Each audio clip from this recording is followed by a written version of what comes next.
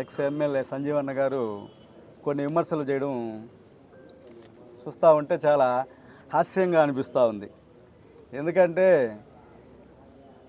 చేయాల్సిన అరాచకాలు, చేయాల్సిన అక్రమాలు, చేయాల్సిన దుర్మార్గాలు రాష్ట్రాన్ని తగలబెట్టేసి ప్రజలు ఒరే నాయనా మీరు మాకు వద్దురా అని చెప్పి రాష్ట్ర ప్రజలు అరుంధతి సినిమాలో పశుపతిని ఏ విధంగా అయితే తాడుగట్టి గుర్రానికి లాగ్గట్టి తరిమి కొడతారో ఆ విధంగా ఈరోజు రాష్ట్ర ప్రజలందరూ కూడా అక్కడక్కడ వైఎస్ఆర్సీపీ ఎమ్మెల్యేలు పోటీ చేసిన వాళ్ళందరినీ కూడా ఆ విధంగా గాడిదలకు కట్టి పక్క రాష్ట్రాలకు తరిగినారు. అయినా కూడా బుద్ధి సిగ్గు లేకుండా ఏం మాట్లాడుతున్నారో కూడా తెలియట్లా వీళ్ళకి. ఇప్పుడు ప్రభుత్వం వచ్చి 48 రోజులు అవుతా ఉంది. ప్రభుత్వం వచ్చిన 48 రోజుల్లో ప్రణాళిక ప్రకారం అన్నీ కూడా నెరవేర్చేదానికి మేము మా నాయకుడు చంద్రబాబు నాయుడు గారు మరి కూటమి ప్రభుత్వం ఇచ్చిన హామీలన్నీ నెరవేర్చేదానికి కనీసం ఒక 6 నెలలైనా టైం పడుతుంది.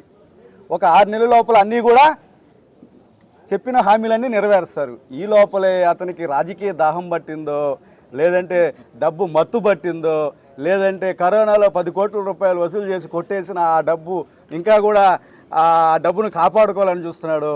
కరోనా టైంలో కరోనాలో 3 లక్షల రూపాయలు 10 లక్షల నుంచి మా నాయకుడు లోకేష్ గారు 10 లక్షల నుంచి 3 కోట్ల రూపాయలు అధికారుల కాడ డబ్బులు తీసుకొని పోస్టింగ్లు వేస్తున్నారు అంటున్నారు. ఏమయ్యా సంజీవయ్య గారు, ఏమయ్యా నోటికి ఏది నోట్లో మాట్లాడేదానికి కొంచెమైనా ఇంగిత జ్ఞానం ఉందా?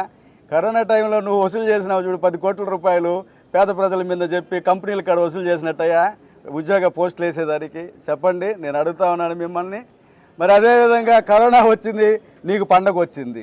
కరోనా వచ్చింది, కరోనా వచ్చి అందరూ ప్రాణాలు చేతిలో పెట్టుకొని ప్రాణాలు కాపాడుకునేదానికి వాళ్ళు ఇళ్లలో దాంకో ఉంటే నువ్వు కరోనా మాస్క్ వేసుకొని కరోనా ముసుగులో మాస్క్ వేసుకొని ఇసుక చూస్తే ఇసుక దోచేస్తే టిట్కో ఇళ్ళ కాడ, సులూరుపేటలో దోచేస్తే టిట్కో ఇళ్ళ కాడ, మరి అక్కడ చూస్తే ఐరన్ దోచేస్తుంది మీ వాళ్ళు, మరి అక్కడ చూస్తే సిమెంట్ బస్తాలు దోచేస్తుంది, అన్నీ దోచేస్తుంది, అన్నీ తినేస్తుంది, అన్ని అవినీతులు అక్రమాలు అన్నీ చేసింది మీరు.